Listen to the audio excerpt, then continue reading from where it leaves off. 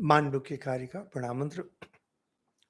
Om Bhadram Karane Bhishnuyama Deva Bhadram Pashe Makshabhirya Jatra Sirairange Sustuvagung Sastanuvihi Vyashema Deva Hitanyadayu Swasti na Indro Vriddhashava Swasti na Pusha Vishwaveda Swasti nastakshyo Aristanemi Swasti no Brihaspatir Dadhatu Om Shanti Shanti Shanti Hari Om.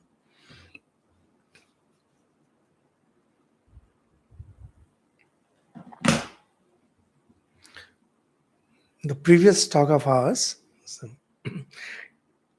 faced some technical difficulties, so we had to kind of stop the class after 30 minutes or so.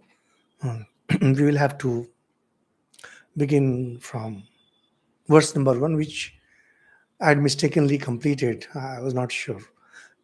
I was not sure if YouTube is working, but actually it was not working. Uh, Verse number 1 and verse number 2 is dedicated to making pranams, to bowing down, to making namaskar. Let me make it clear that India is one country where the tradition of making pranams, making namaskar, salutations, bowing down, is extremely common. It is so common that we kind of try to find an opportunity to bow down before someone. Elders are to be respected, scholarly are to be respected, sages are to be respected, saints, monks are to be respected. So, for example, those who have grown up in this Indian culture would know that even if a person is older in age, he bows down before his guru, who might be younger. And people universally bow down before monks, sannyasis, because they feel that the manifestation of God's power is more here. It's only when, in the most common relation, when everything else is common and people belong to the same class, that seniority really matters. For example, when it comes to your family members, and here I'm in an organization, here seniority matters. So, but otherwise, we bow down, and this bowing down is by touching feet or just by folding your palms together. Say namaskar. Now, namaskar is not confined only to persons. We make namaskar before deities, the idols, sometimes to rivers. For example, I'm here at Belur Mutt. Actually, I stay in a different campus, it's a university campus. Every morning I go to make pranams to Thakur Sri Ramakrishna. And then I come out of that temple, I go near Ganga. I make pranams to Ganga River every morning. So we show our respect and reverence by bowing down before anything that we consider respectful or reverential. This is true of Vidya also.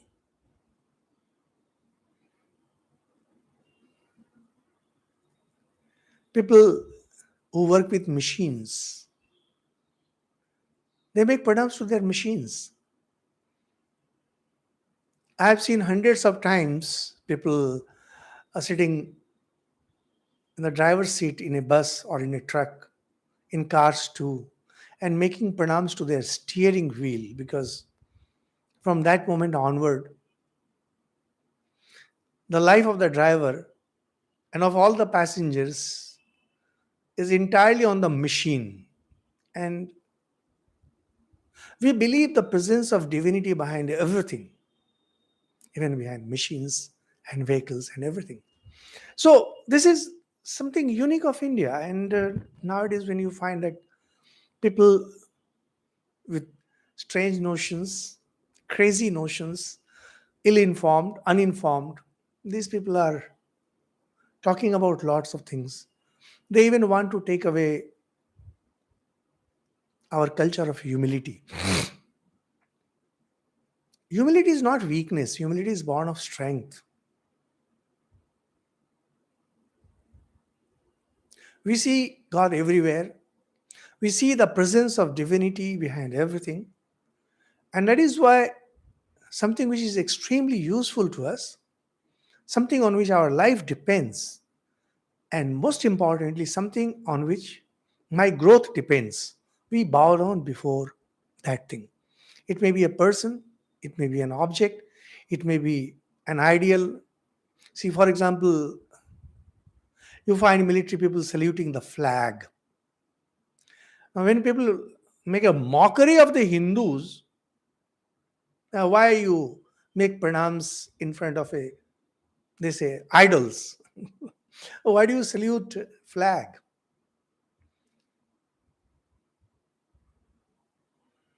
Saluting a flag doesn't mean you are saluting a piece of cloth. You are saluting an ideal.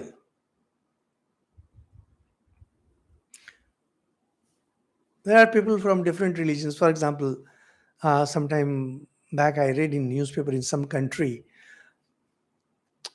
Indian community wanted to perform Durga Puja, and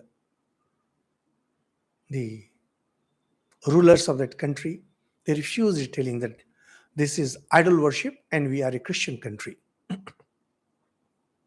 Now, when we bow down before some deity, the deity in whom we feel the presence of divinity very strongly, you find it objectionable, but you don't find it objectionable to salute a piece of cloth which you call a flag.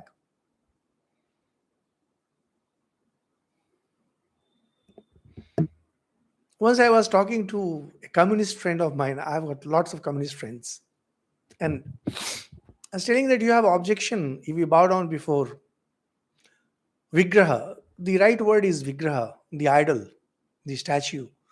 Actually, it's not, when we go to a temple, it's not really statue in the sense the statue word is used. We see it has a living presence of God in that. So I said, you have objection, but you yourself go before the statue of your leaders and you make salute. They have a typical style of saluting, these communists. You don't have any difficulty in that. He said, he is offering respect. So that is what I am also doing. See, the problem is that all over the world, what I do is correct. What you do is same thing, abominable. Here the subject matter is that the sage, the sage who composed Mandukya Karika, is bowing down before two. The Vidya, the subject matter, the knowledge, and giver of that knowledge. Who is the giver of that knowledge? God Himself. Who is God? One is with Brahman and the knowledge that liberates you. We have a very beautiful saying, Sa Vidyaya Bimukte. Knowledge is that which liberates you.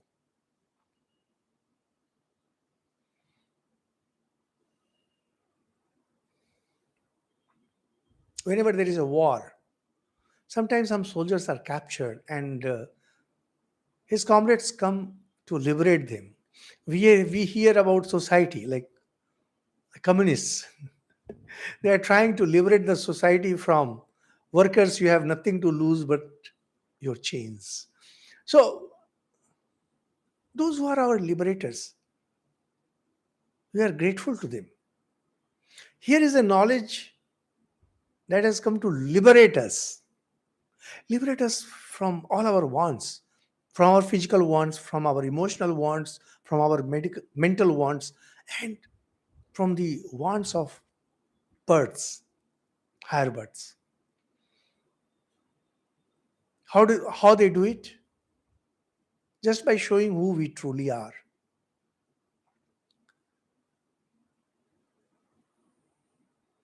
We bow down before our benefactors.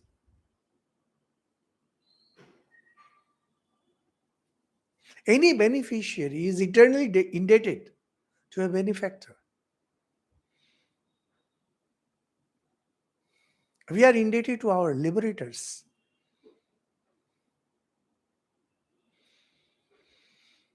Those who liberate us from poverty, those who liberate us from ignorance, those who liberate us from diseases. We respect them. The whole concept of a Nobel Prize is behind this, that there are people who liberated people from certain kind of ignorance. Alfred Nobel did not install any Nobel Prize for mathematics. Probably mathematics doesn't liberate anybody. I don't know.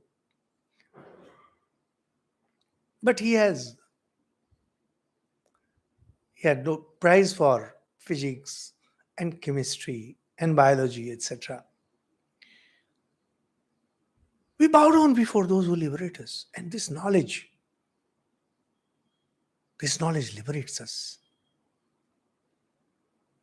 So sage Gaudapada bows down before this knowledge. And the originator of this knowledge is God himself, who is Brahman. And this God, Narayana, is addressed as Dvipadamvara, who has two names. Or other technique, if you go literally, it means one who is shown by two names, Nar Narayana. Those of you who have been to Badrikashram would know that we have Badrikana, Badrinath, and our sacred stories of ancient times, known as Purana, translated in English as mythologies.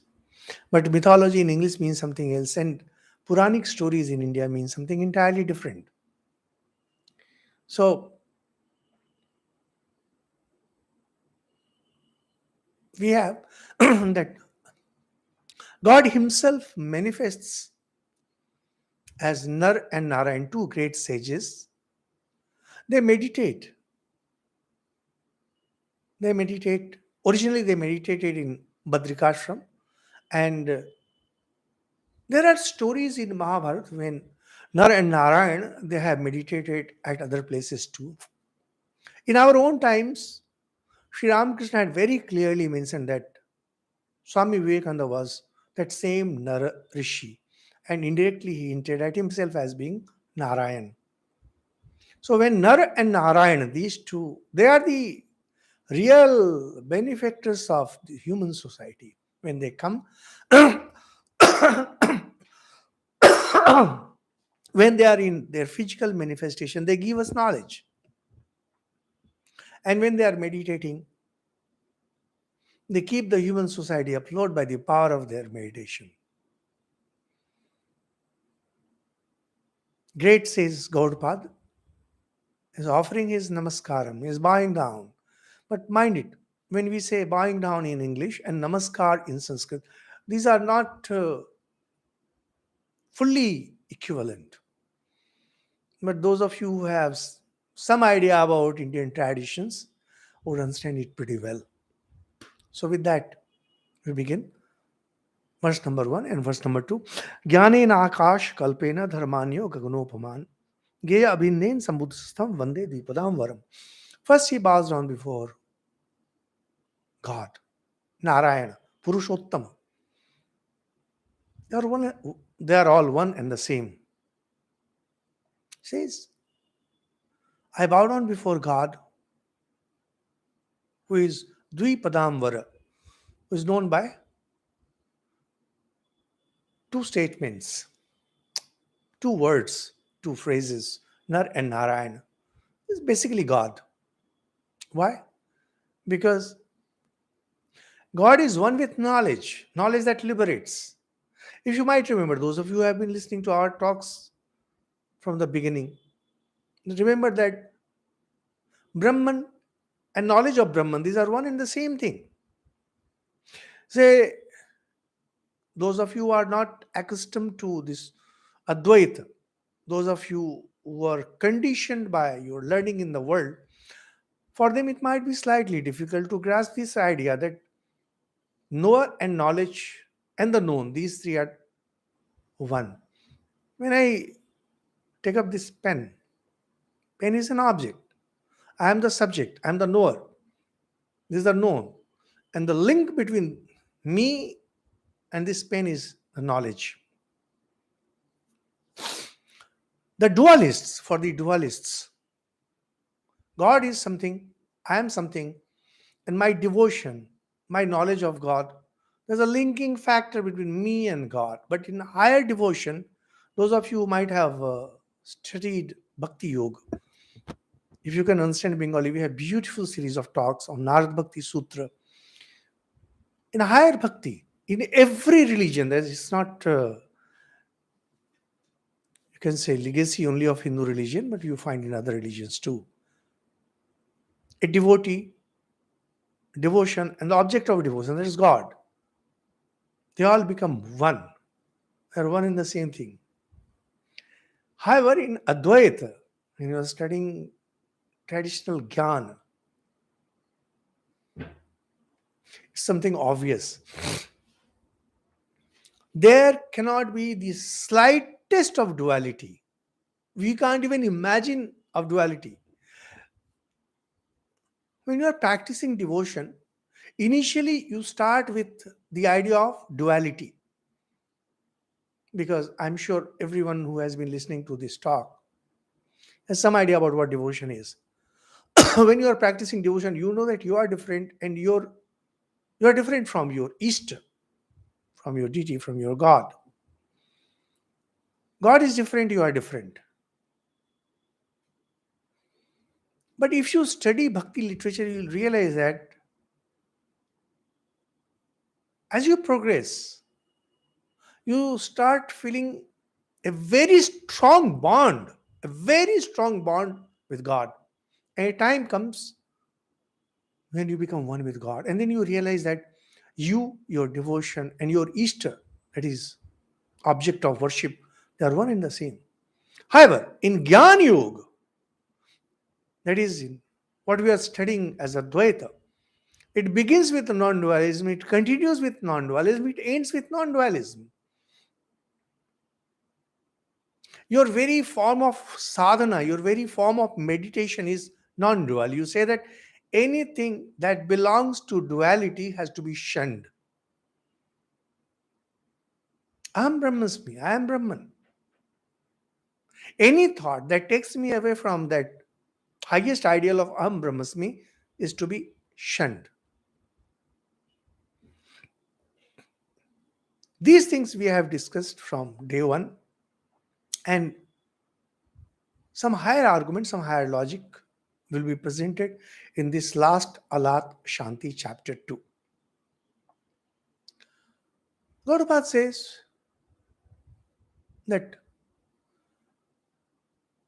God has given us this knowledge of non-duality. More technically, it's known as Auspash Yoga, which we discussed earlier and we'll discuss in the next verse too. Says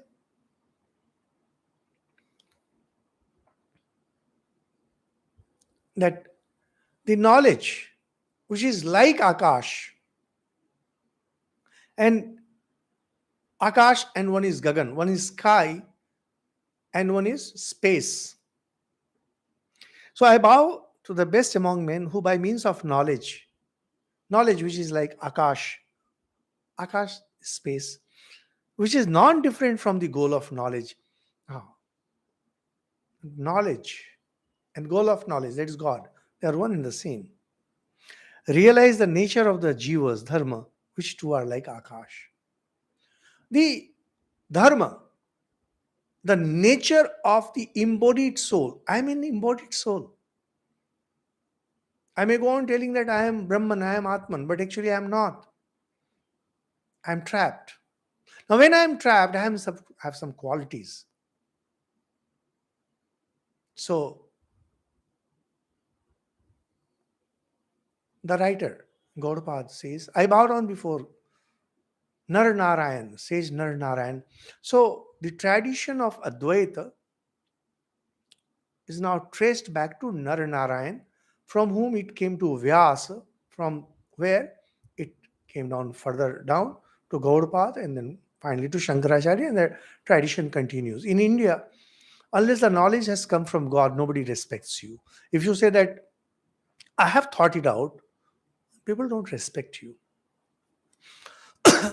During your lifetime, and if you are surrounded by a very powerful religious mafia, you might be respected. As you might have seen that many of these saints and sages, they are respected. But once you are gone, slowly it tapers away.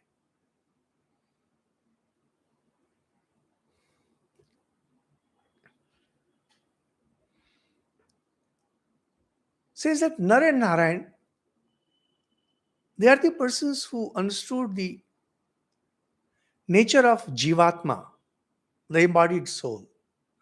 And they are the knower of Atman, the true self. So,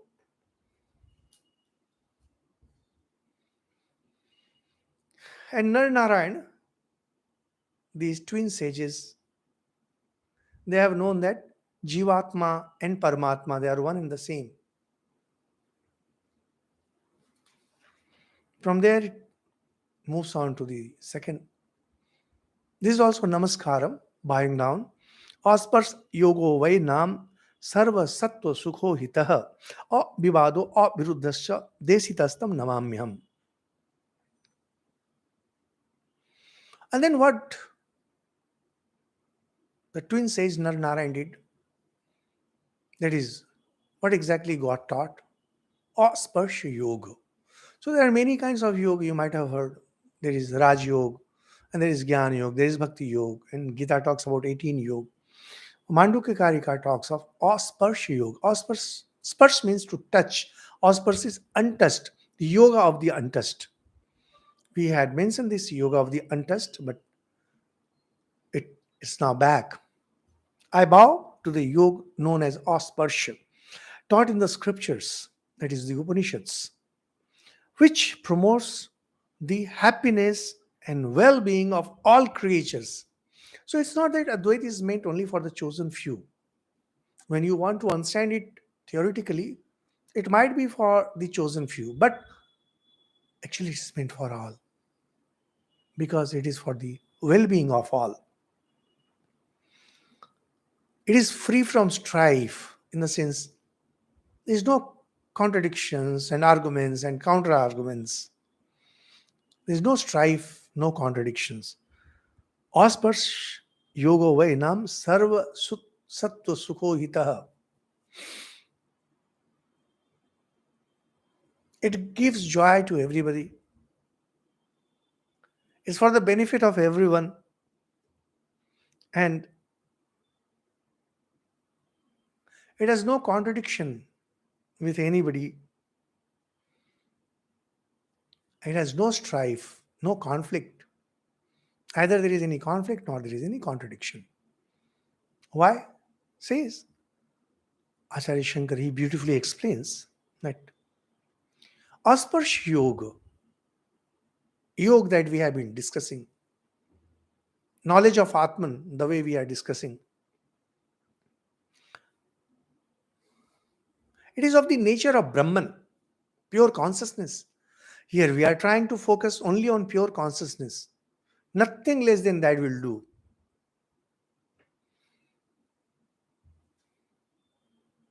What is its quality? Says it is good for everyone.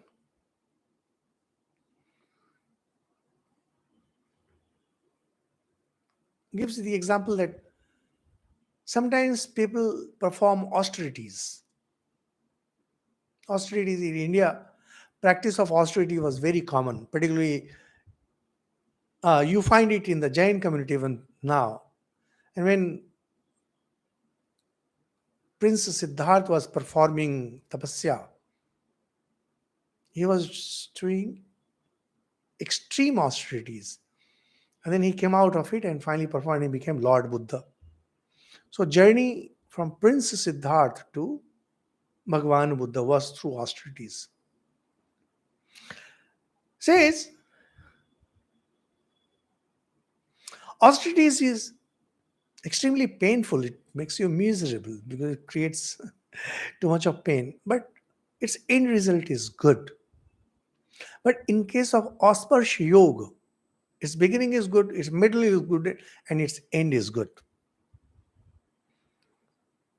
And sometimes we find that there are things which we love, but they are not good for us. For example, there are people who like to drink wine. They love it. But they know that it's not good for their health. There are people who smoke. They love it, knowing very well that it's not good for health. Well, that's what the doctors say. Asparsha Yoga is not like that. It is good and it does you, it brings you well being. It doesn't hurt you in any way, either in the beginning or in the middle or in the end. Why? Because its nature doesn't change. This is a beautiful thing. When the nature changes, something enters our system, something enters our body, something enters our mind. So pleasing. Once it goes inside, its effect is different. So its nature has changed. Think of poison mixed in, say milk. Or taking milk. It's pleasing. But actually, its nature changes the moment it enters your system.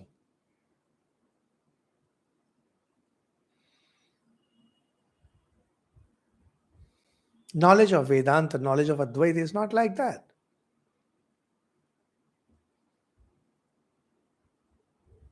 Its nature remains the same throughout.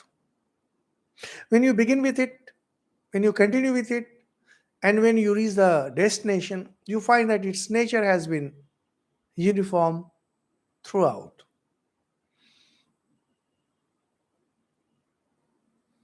It has no conflict.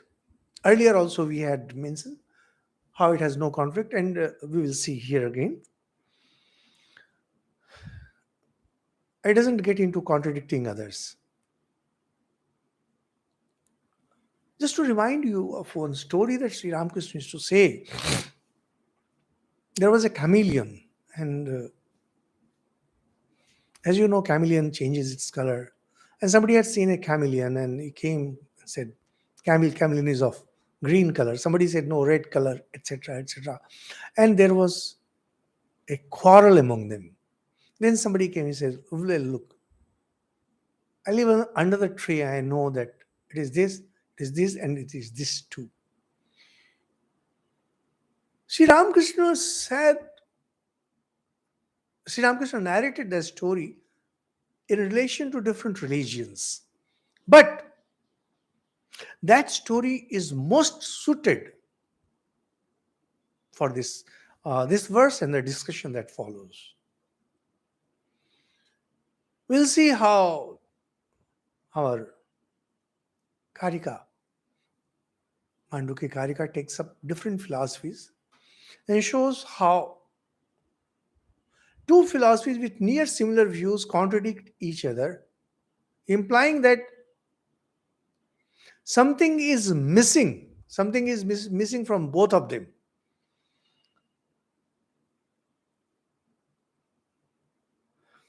It's a beautiful thing. Arguments are very simple. There's nothing complicated about it. If you have difficulty understanding it, know that it is my problem. I'm not able to convey it properly. But actually, the arguments are very simple. So Gaudapada now bows down before this knowledge. Desitastam namamyaham says, I bow down before this knowledge. So there are two bowing down. One is before God, Narayan, who initiated this knowledge, and second, this knowledge itself. And the quality,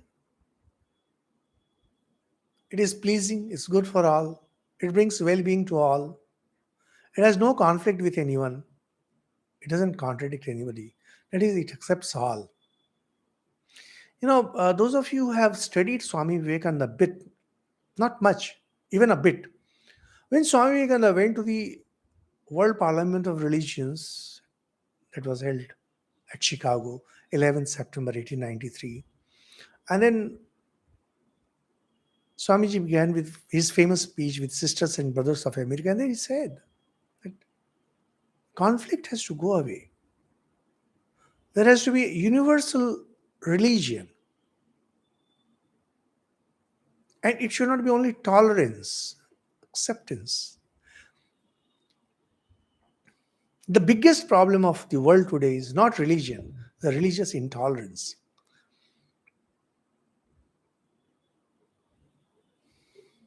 And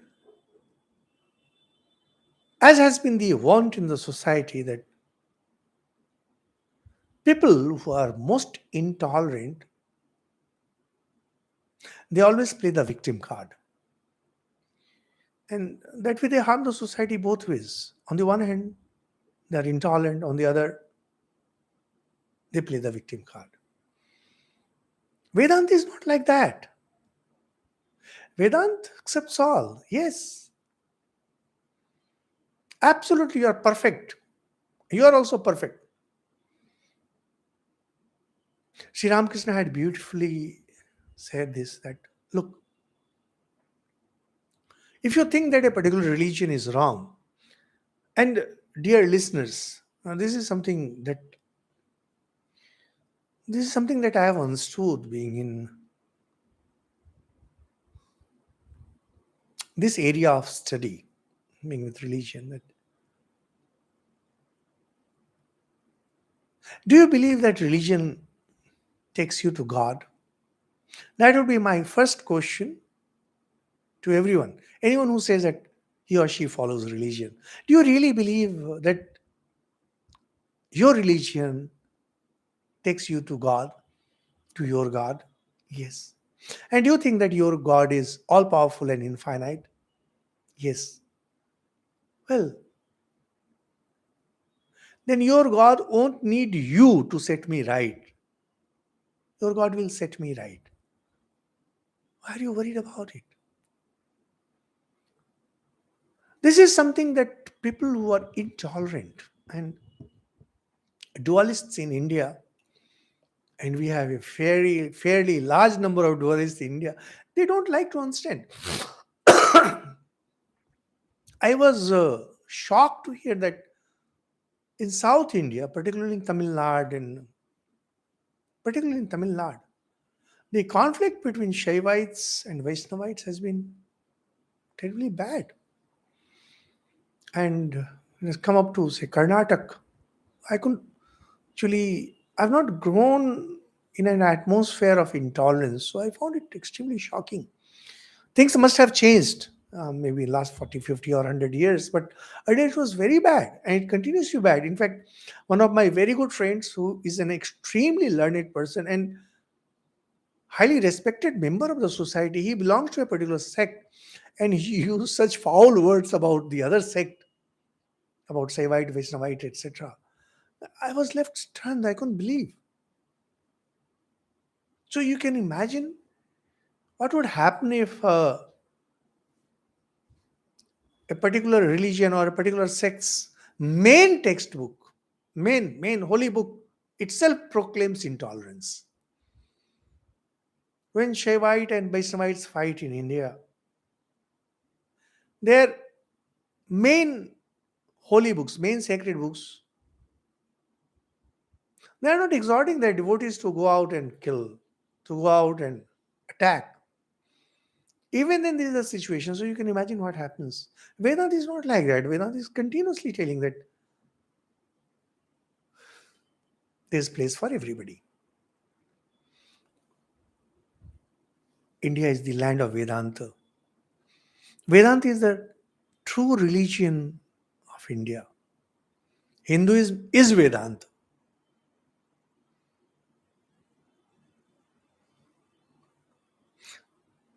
When we talk about sex in India, sect is your personal choice.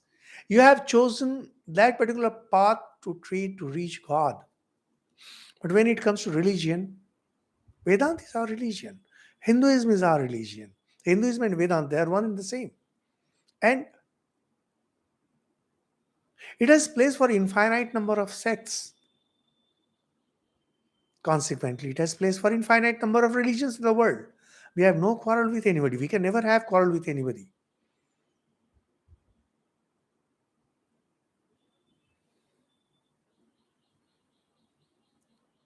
This is what verse number 2 says. Vivado viruddhascha. Neither we have any conflict and nor we have any contradiction, neither strife nor contradiction.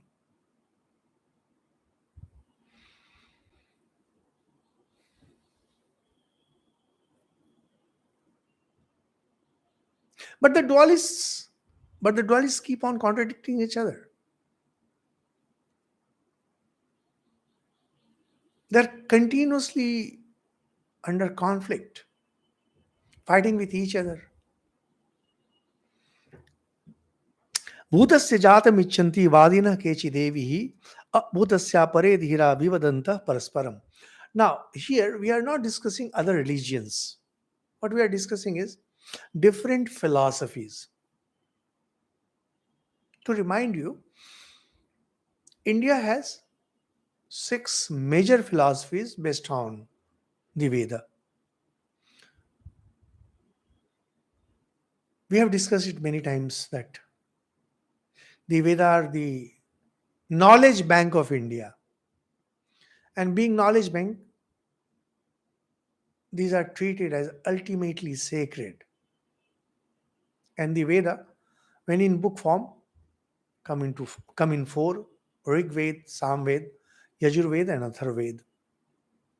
To find out what exactly the Veda mean to say, what is the path, he said darshan, and they have six. And these six philosophies, they have different approaches. Of these, Sankhya, Yoga, and Nyaya and Vaishesika, they are known as realists. So our discussion today centers the realists. According to the realists, the creation is real. The pen that I see here, the pen that I hold here is real. The microphone is real. I am real.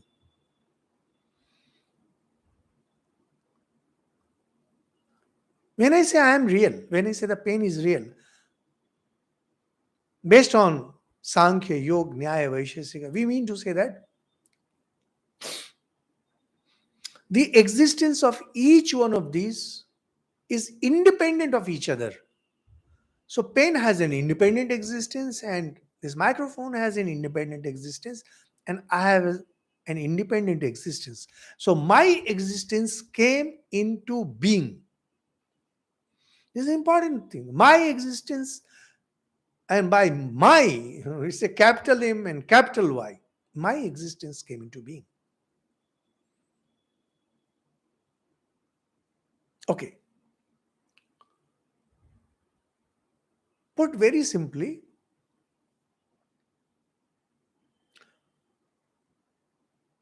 there are three different systems of thoughts that explain a reality of things. Some of you might find it difficult, but actually it's not difficult. It's very simple. Says, here is this pen. And we admit that pen has an existence, no doubt about it. No one can doubt it, because if you doubt the existence of this pen, there's something seriously wrong with your head. Now, how do you explain the existence of this pen? Where from did it come? You say it came from a shop, and there it came from a factory and manufacturing, arrangement of molecules, materials, molecules. You go back, back, back. Perfectly all right. However, when it comes to being an object, finding an individuality, Is it real? So, yes, Sankhya, Yoga, Nyaya, Vaisheshika, they will say it's real. And that's why they are known as realists. Now, realists are of two kinds. First one is known as Satkaryavad.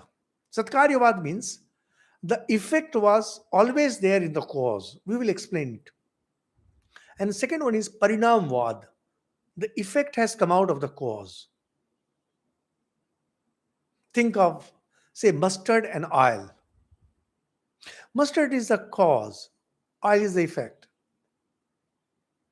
According to Satkaryavad, the Sankhya and Yoga, they belong to Satkaryavad. Oil was already in the mustard. Some effort was made and mustard changed into oil. So nothing new was produced. It was already there. Oil was already there in the mustard. Okay, fine. Oil we can understand. But what about a pot that is shaped out of clay? In earlier times, potters used to make all those pots. Now people do it out of fun. It's their hobby, pottery, pot making. They have special clays and all. And Sankhya will say, yes, the pot was all along in the clay. Effort made by the potter with certain other instruments used, the pot that was already existing in the clay just came out. There's a famous saying by Michelangelo when he made a beautiful statue. He said, statue was already there in the stone. I just chipped away the excess.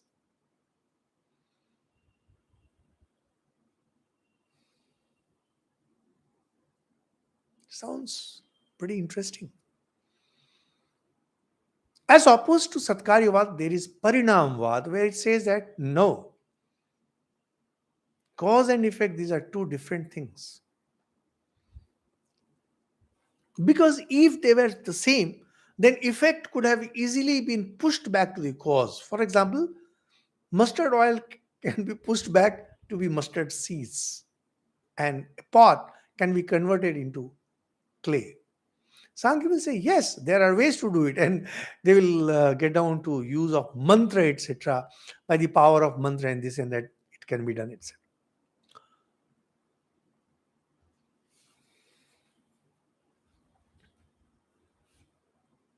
The bottom line is there is A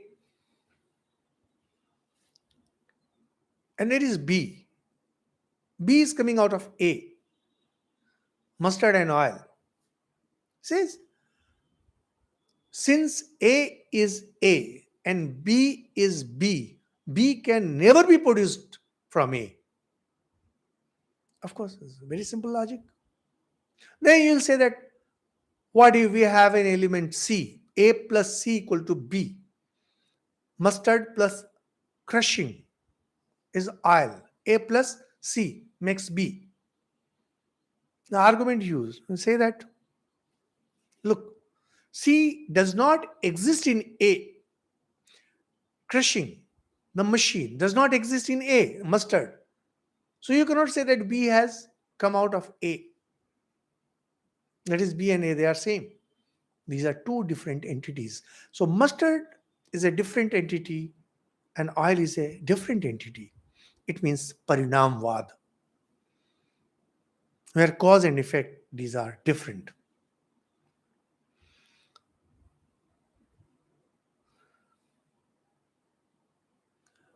Now this leads to some very interesting arguments. Here is Atman. Atman is something which is never produced. Atman is never caused. So, how do you explain Atman? And can Atman produce something?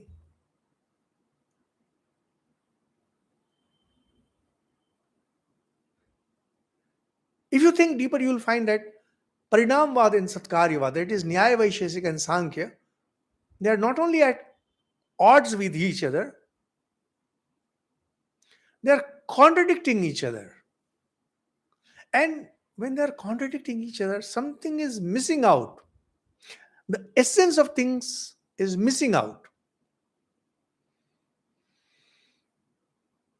Vedanta catches their throat exactly there and says it's neither Satkaryavad nor it is Parinamvad. It is Vivarth. Vivartabad. Vivarth means the effect is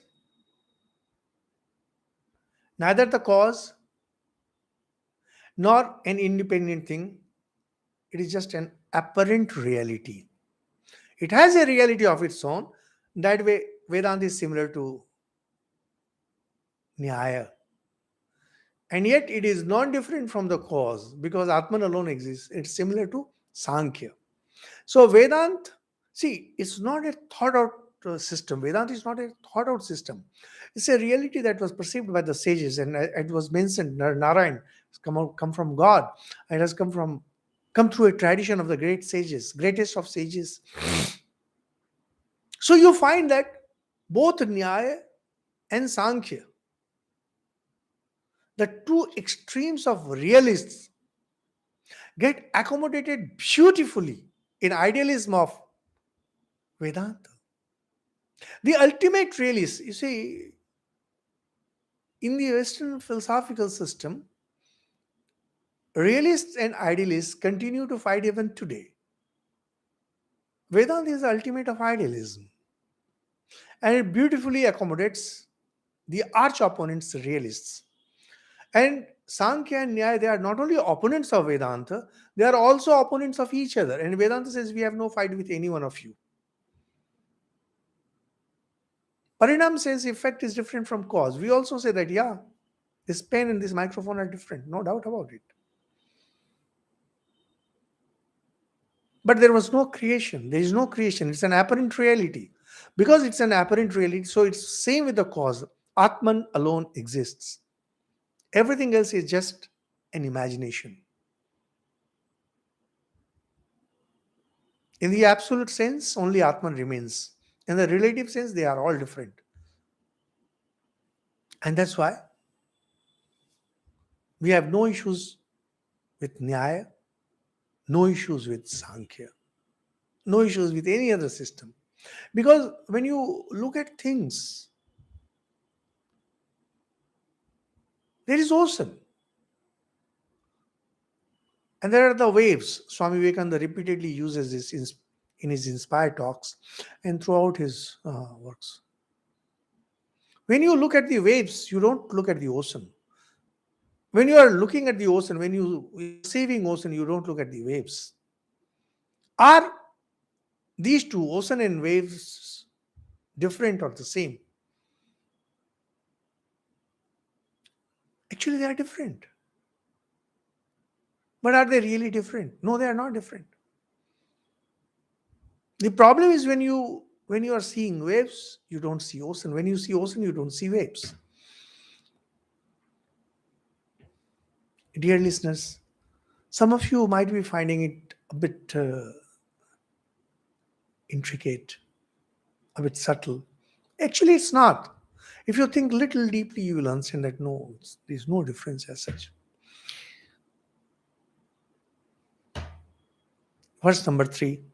Bhutasya jatam icchanti vadina kechi devi abhutasya pare dhira vivadanta parasparam. Says different philosophical systems are fighting with each other. And some disputants postulate that only existing entity can again come into existence, like mustard becoming oil.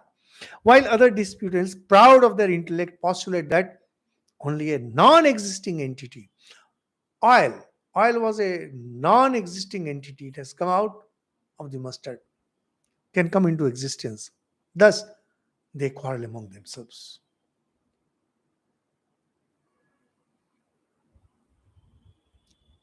The two most powerful schools of realists, Nyaya and Sankhya, they fight. Sankhya says that effect was already in the cause. Nyaya says effect is a new product. So says that these people keep fighting with each other, and not only they fight, they want to be victorious. भूतम न जायते किंचित अभूतम नैव जायते विवादंतो अद्वया एवं अजातिम ख्यापयन्ति ते. They use different arguments. Gaudapada is telling that an existing entity cannot again come into existence. If a thing is already there, how can it come again? Nor can a non-existing entity come into existence. Something which is non-existence, like the son of a barren woman. A barren woman cannot have a son. You can have an adopted son, but you cannot have a son. If you have a son, then you are not barren. Cannot come into existence. Thus, disputing among themselves. These are the arguments I tell you. You'll go crazy. You'll go mad if you study any of these systems. It just drives you crazy. Philosophy just drives you crazy.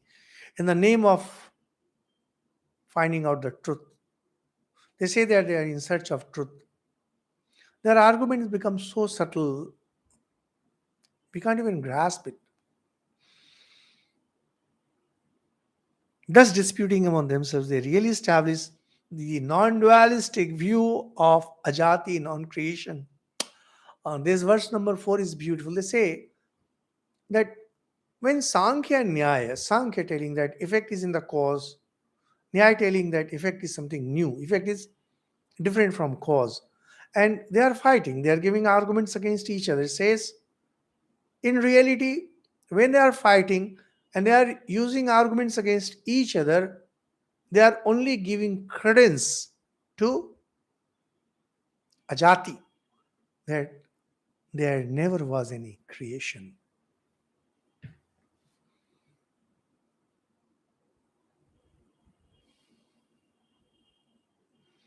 A says B is wrong because of these reasons, and B says A is wrong because of these reasons.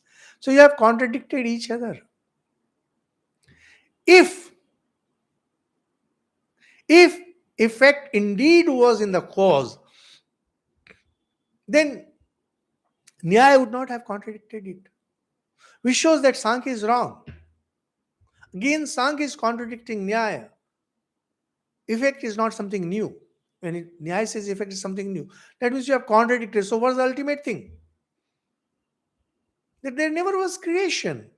Because if there is creation, either effect will be one with the cause or effect will not be one with the cause.